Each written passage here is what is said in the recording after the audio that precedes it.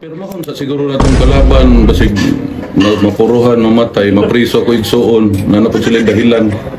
Papirma, magpirminirmahay sa sila sa bugado. Mas maayo na. Puro man ka sila isog.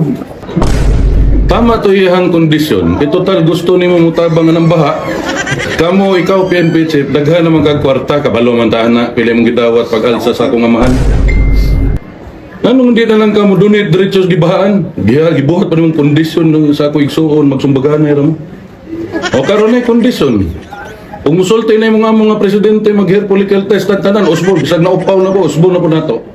Magandang araw po sa inyong lahat. Reaction of DPH nagbabalik. Napakaganda ho ng pag-uusapan natin ngayon mga kabdita. Ito na nga po mga kabdinig salita na ho si Paulo Duterte. Ayan na ho mga kabdita, basahin po nila. Kung seryoso siya, mag-sign muna siya ng waiver. Kasi mga kabdita dito po, sinabi po nga ni Kong Pulong, kung gusto niya talaga ituloy ang laban o boxing nila ng kapatid niyang si Mayor Baste, kailangan niya mag-sign ng waiver o pumirma. Kasi mga kapatid, baka daw madido itong si Torre. Makulong pa daw si Mayor Baste. Ayan po. Ayan. Kasunod na ito mga kapatid, basahin po natin ang sinabi nga ni Kong Pulong. Ikaw PNP Chief General Nicolas Torre, marami ka namang pera. Ayan ha. Alam naman natin kung magkano ang tinanggap mo noong pagkuha niyo sa ama ako. Bakit hindi ka na lang mag-donate diretso sa mga nabahaan? Ginawa mo pang kondisyon ang kapatid. Naku, Torre, magkano nga ba ang natanggap mo dyan sa pagkidnap nyo kay Pangulong Duterte? O ngayon may kondisyon, kung magsabi ang among presidente na mag-hair follicle test tayo lahat, kahit makalbo na ako, gagawin ulit natin. Bakit ba kayo natatakot sa drug test? May tinatago na kayo. Naku, ayan mga kapatid. Yan po nag-iinit na nga talaga si Kong Pulong Duterte dito sa kay Torre at kay Bongbong Marcos. Mantakin po ninyo, hinahamon na niya, siya mismo yung naghahamon na magpa-hair follicle test lahat ng mga nandiyan sa gobyerno. Yang si Marcos Jr. at ito nga si Torre. Ano po masasabi niyo dyan mga kapatid? Takot nga ba talaga itong kampo ni Bongbong Marcos na magpa-follicle test? Yeah. Takot nga ba talaga sila? O ano ang pasiklap nitong si Marcos Jr. at si Torre? Kaya mga pakinggan natin ito ang naging payag ni Kong Pulong Duterte. Pirma kon sa siguro natong kalaban basig mapuruhan, mamatay, mapriso ko igsuon na napod sila dahilan. Papirma, magpirminirmahay sa sila sa bugado. Mas maayo na. Puro man ka sila isog. Kaya ko manghagit ra po ko. Lain ako hagiton. Di ko manghagitan ng mga inano. Kagamay po na ng... Gamay po kayo na iyang gihagit. Dito taas manghagit. Tama to iyang kondisyon. Total gusto ni mo mutabang ng baha. Kamo ikaw PNP chief, daghan naman kag kwarta, kabalo man tahan na pili mong gidawat pag-alsa sa akong amahan. Anong hindi na lang ka mo donate diretso sa gibahaan? Gibuhat pa naman kondisyon sa ako igsuon, magsumbagaan na mo. O karon ay kondisyon. Kung musulti na yung mga presidente mag-hair follicle test at tanan, usbon, bisag na upaw na po, usbon na po na to. Ayun mga ka-update. Yan na po ang sinasabi natin. Mismo siya nga po, ba't hindi daw magpa-hair follicle test itong si Marcos Jr. At bakit hinahamon niya nga pa itong si Mayor Baste na mag-donate sa charity kung meron naman daw siyang kayang ibigay sa mga nasalanta sa baha dahil nga daw sa ibinayad sa kanya noong kinidnap nila si Pangulong Duterte. Di ba mga update? Pakinggan naman po natin ito nga si Miss Joey Cruz patungkol sa taripa nitong Estados Unidos sa ating bansa. Hindi naman natin alam, di rin natin masabi kung ano ba talaga naging intention nito ni BBM, kung bakit hindi niya ginamit yung mga ganung bagay. Maybe he doesn't think na maaari mong gamitin yung bagay na yon for leverage, or maybe he already used it up for some other agreement with the United States. Ayan. So, but the point here is that BBM is supposed to be in the US because the original tariff of 17% was reassigned by Donald Trump in July 9, in a letter dated July 9, nung in-invite ni Donald Trump si BBM na pumunta ng US, okay? Na kung saan, ang sinasabi niya ay, oops, hindi na 17%, 20% na. 20% na. Pero pwede tayong mag-renegotiate. magre-renegotiate tayo, pero dapat may mga conditions. And isa sa mga condition dyan is that hindi kami mag-a-agree sa Fair Trade Act. Yung open access din ng Philippines sa Amerika, no. Ayaw ng Amerika yan, okay? And also, sinabi ng Amerika na yung tariff natin is going to be increased or decreased depending on the relationship of the Philippines and the US. So, ibig sabihin, it's short of saying na pag pumalag ka, tataasan namin yung tariff nyo, ganyan. Trump also said that if you are going to the US, if Philippine company is going to build a manufacturing business in the US, hindi kayo magkakaroon ng tariff. Magiging zero tariff yan. So gusto pa ng Amerika, gusto pa ng Amerika na dalhin yung mga negosyo dito sa Pilipinas sa Amerika para sila ang makinabang ng mga kape-kape pampahay blood sa gapuking ba? True. Ayan. So, sobrang kadiri, sobrang kadiri. Sabi ni Luis Charles, hello Ma'am Joey, silent follower here since 48 years. Pinoy in Paris, France po. Joie de vivre, the joy of living, sabi ni Luis Charles. Hello po sa inyo. Ayan. Ganda na. Oh, favorite ko na nga 'tong earring na 'to eh. Favorite ko 'tong earring na 'to. Ayan. So, yun yung yun yung purpose. And I actually posted before immediately after nitong departure statement ni BBM, I actually posted na kasi may publication si Philippine News Agency eh. Sabi ni Philippine News Agency, let me just show that to you real quick before tayo bumalik dun sa video. Ayan. So, merong kasing Philippine News Agency na article, July 10. At ang sabi dito is,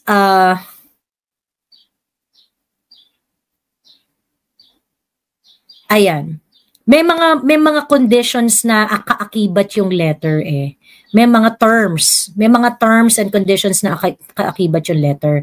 So sabi ni Trump doon, no tariff if the Philippines or companies within the country, within the Philippines, decide to build or manufacture products within the US. So ibig sabihin, binibigyan ni Trump hindi bibigyan ni Trump ng tariff kung ang Filipino company ay magtatayo ng manufacturing company in the US. And this is aligned dun sa gustong mangyari ni Trump na dalhin ang mga manufacturer sa US. So very aggressive talaga dito yung Amerikano. And like I said, we do not expect US to really think of the welfare of the Philippines. Diyos ko po naman. Lahat yan kabig. Kabig ang gagawin yan lahat. Kabig ang gagawin yan araw-araw. Ayan. And another term that was revealed in this news article was that the US is also open to reconsider an adjustment. So magbabago lang daw, i-consider lang daw ng US ang pag-adjust ng tariff if our country becomes an open market. So the US added, sabi dito sa article is that the US, he added, is also open to reconsider an adjustment if the country opens its closed trading markets to the United States and eliminates its tariff and non-tariff policies and trade barriers. So, ano lang yun, ang ibig sabihin lang nun is that mag-a-adjust kami ng tariff kapag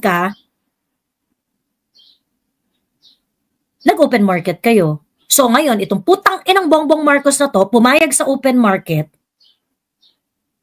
meaning we cannot, wala tayong kaakibat na base tariff sa Amerika. At tayo ay extension na ng merkado ng Amerika. Without additional income from them. Without additional imposition on them. So yung minus 1%, it cost us the open market. Kasi yun yung term yun yung condition dito per the news article of Philippine News Agency. Ayan. And then another part of the term is that the tariff may be modified upward or downward depending on our relationship with your country. Ayan. Trump meanwhile warned Manila against reciprocating the move with a tariff increase. So nag-warn din siya na pagka kayo ay mag-retaliate at i-imposean nyo rin kami ng tariff, merong consequences yan. So sabi dito ni Trump, if for any reason you decide to raise your tariff, then whatever the number you choose to raise by them will be added onto the 20% that we charge. So ibig sabihin, kung kunwari, ang binigay na sa atin ngayon, 19% plus open market. So kung kunwari, mag-i-impose tayo ng tariff sa kanila, ang gagawin ng Amerika, kung ano yung idadagdag natin na tariff, yung i-impose natin na tariff, idadagdag nila dun sa 19% na meron tayo ngayon. Please understand that there are tariffs. Please understand that these tariffs are necessary to correct the many years of Philippine tariff and non-tariff policies and trade barriers, causing these unsustainable trade deficit against the United States. This deficit is a major threat to our economy and indeed our national security. So, like I said earlier, the Americans are going to think about the US, nothing else. Ayan. Sabi ni Prof. Batu, hi Prof. Batu, good morning po.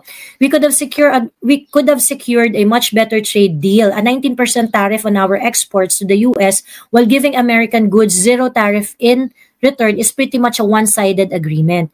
It's disappointing, especially when we actually have some leverage, access to our growing market, critical minerals, a strategic location, and a long-standing alliance. Weak negotiators, sabi ni Prof. And it is admitted by Bongbong Marcos that, I cannot answer if you're going to ask me if the 19% tariff deal is fair. You cannot ask me, I cannot explain that. You cannot ask me about it. You have to ask the one who decided on it. Girl, Bongbong, kaya ka nagpunta dyan, putang ina mo ka, is because you are supposed to negotiate and be part of the fucking decision of Trump.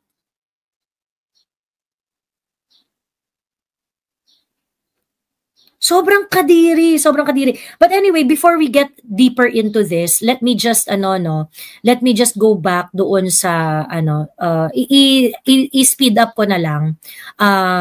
Because I would like us all to be clear that ang reason kaya nagpunta sa Amerika tong putang inang to, specifically to renegotiate that tariff. Ayan.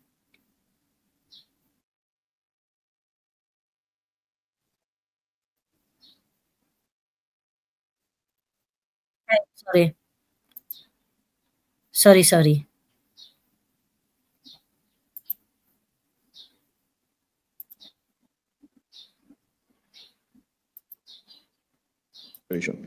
This visit builds on the active exchanges that we have had since the assumption. Teka lang ha, wait. This administration. This visit builds on the active exchanges that we have had. Sabi niya, this is the first visit by this administration. Okay, dun sa Amerika. Okay. But yung mga counterpart nating mga bansa, nauna na silang pumunta sa Amerika to renegotiate their tariff. Some countries are actually very successful, some are not, some do not really care. Ganon. Some countries do not really care. Hi, Alvin and Tourism. What leverage does President Trump have over President Marcos? Grabe, di ako makaget over sa zero. I know. Ayan. Okay. Since the assumption of the new Trump administration. These include the various bilateral Allah, grabe naman to internet. Between our Secretary of Foreign Affairs, the U.S. Secretary of State, the visit to Manila of the U.S. Secretary of Defense in March, and also of the Director of National Intelligence last month, as well as the visits of bipartisan U.S. congressional delegations. My visit to Washington, D.C., and most importantly, my meeting with President Trump is essential to continuing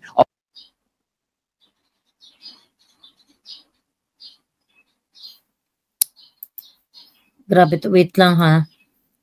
Ano ba nangyari sa internet ko? Hina ng internet ha, grabe, nag-stream lang ako ng ano. Wait lang, mag-change lang ako ng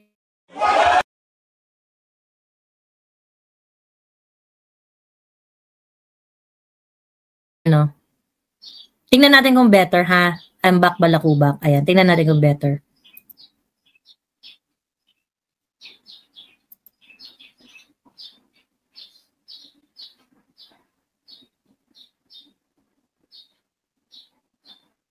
Wow, Winston, ano ba yan?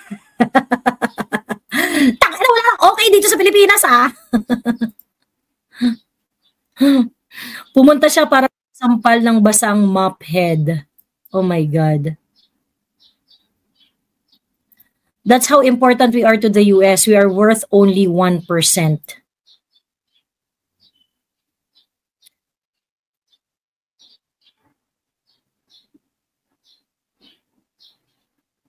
Ayun. Sorry yung ano, ayaw mag-load. Okay. Is essential to continuing to advance our national interest and strengthening our alliance. During this visit, we will reaffirm our commitment to fostering our long-standing alliances as an instrument of peace and a catalyst of development in the Asia-Pacific region and around the world. My top priority for this visit is to push for greater economic engagement, particularly through trade and investment between the Philippines and the United States. I intend to convey to President Trump and his cabinet officials that the Philippines is ready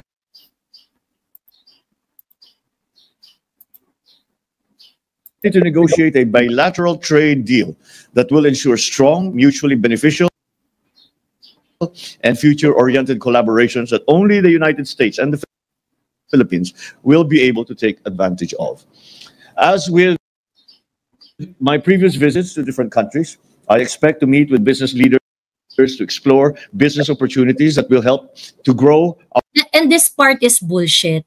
Kasi isa sa mga terms ng letter ni Trump is that dun palang disadvantage na yung Pilipinas eh. The only way for me to give you a zero tariff is if your Philippine company is going to the US and build a manufacturing company there. The Filipino company is not to be exacted any tariff. Yun yung term eh. Yun yung term nung ano eh. Yun yung term nung letter ni Trump. Tapos sabihin mo na, ay hindi, mag-ano ako dito, makikipag-usap ako sa business community para ma-expand ang kineme-kineme, ganyan-ganyan. And this is like I do not know. Pero for me, it looks like you're about to shepherd your oligarch friends to do business in the US.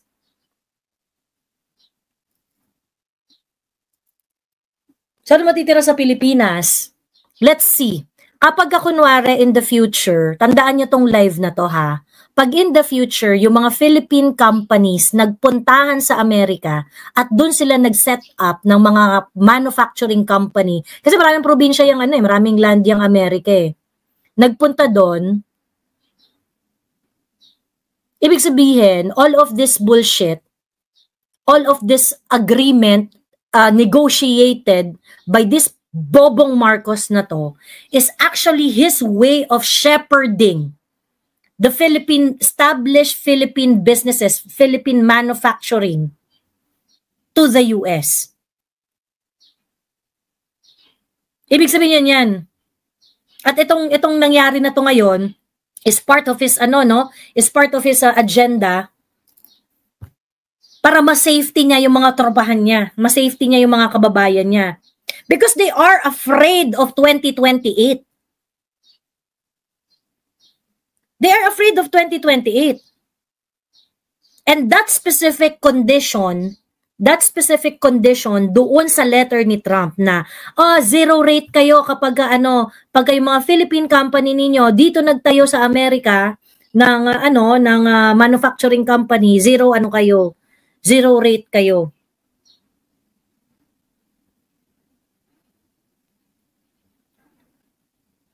And if they make it work, diba? They find solace in the US. They are scared of Inday Sara becoming the president. And if Inday Sara is going to be a president in 2028, Bongbong Marcos and his oligarch friends are not going to be spared.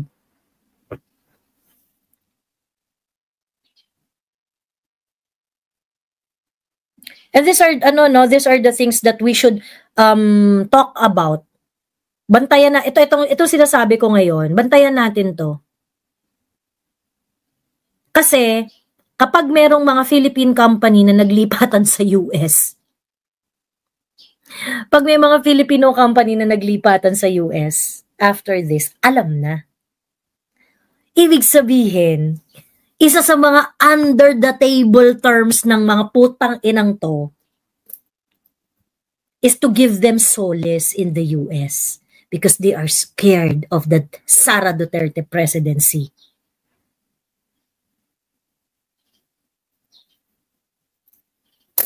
Tingnan natin yan. Ayun. Anyway, let's go back. Our economy even more. And as you will notice, in the attendance of the cabinet secretaries here today, our cabinet secretaries for defense and the economic team as well are not here simply because they are already there and have been there for a few days to prepare the groundwork for the work that we are doing while else I am actually there. And so I expect our discussions to focus on security and defense, of course, but also on trade. And we will see how much progress we can make when it comes to the negotiations with the United States concerning the changes that we would like to institute so as to be able to alleviate the effects of a very severe tariff schedule on the Philippines. With that, thank you very much and good morning. Yun lang naman yan. So basically yun nga, inamin niya na ang top priority is really on the on the deal, on the trade deal with the Americans. Ayon.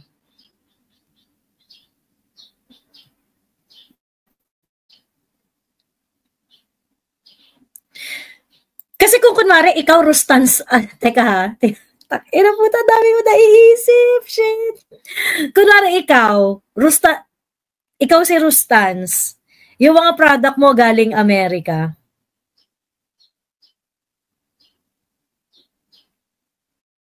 Mag-set up ka lang na lang ng business sa Amerika. 'Di ba? Filipino company ka, mag-set up ka ng business sa Amerika. Gawa ka ng logistic hub doon, ganon. Pagkatapos, padala mo sa Pilipinas. Ano yun hindi naman limited sa teka, balikan ko lang yung letter ha. Kung limited sa decide to build or manufacture products within the US. I'm not so sure kung ano yung ibig sabihin nilang build or manufacture product.